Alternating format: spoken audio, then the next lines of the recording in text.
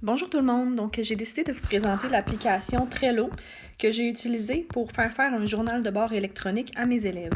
Donc dans Classroom, je leur ai déposé un tutoriel pour leur expliquer étape par étape comment procéder. Donc dans votre cas, je vais vous montrer rapidement les grandes lignes et comment est-ce que j'ai construit mon journal de bord. Donc si on entre dans l'application Trello, on peut voir ici que tous les élèves qui se sont inscrits dans l'application ont commencé déjà à ajouter bien des choses.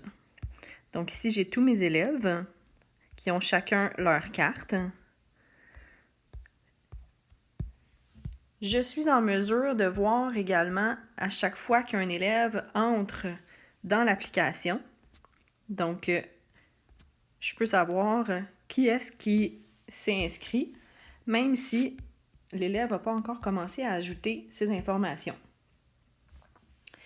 Donc, dans le tutoriel, je leur ai expliqué avec un exemple personnel ce que je m'attends de eux. Donc, si on regarde dans mon exemple, je leur ai montré que les élèves peuvent inscrire un titre, ensuite peuvent inscrire une description de l'activité qu'ils ont fait. Je leur donne aussi un barème d'intensité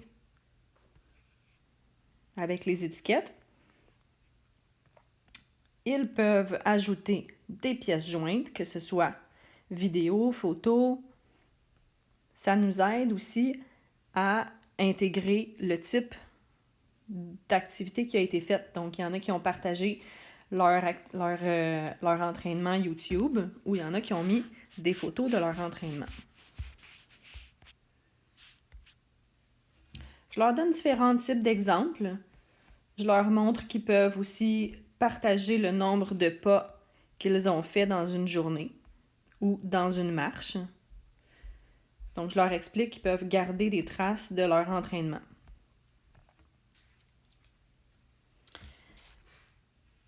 Dans Google Classroom, je leur suggère différents outils d'entraînement qu'ils peuvent utiliser pour s'aider à trouver leurs activités ou leur entraînement qu'ils vont pouvoir faire et inscrire dans leur journal de bord. Donc, au fil des semaines, je dépose dans Google Classroom mes nouvelles attentes envers les élèves. Donc, plus ils apprivoisent l'application, plus ils sont en mesure de répondre à ces demandes-là.